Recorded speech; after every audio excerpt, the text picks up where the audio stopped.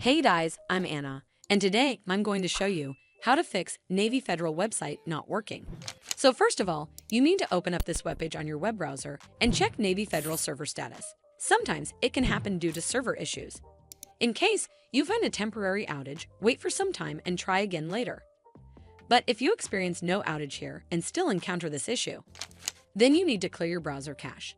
For instance, on Chrome, you simply need to hold down Ctrl, Shift, and Delete key on your keyboard.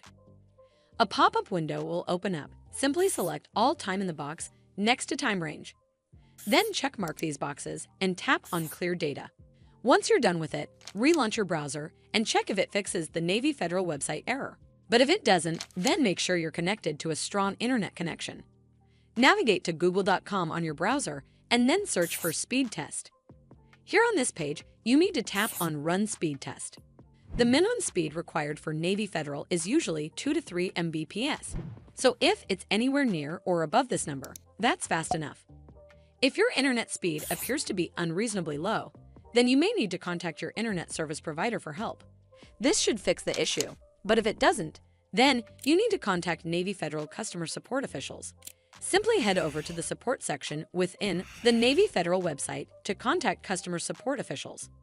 Hopefully, the Navy Federal customer representative will help you fix Navy Federal website not working issue.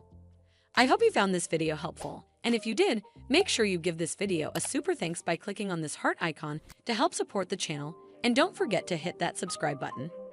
We'll see you in the next one.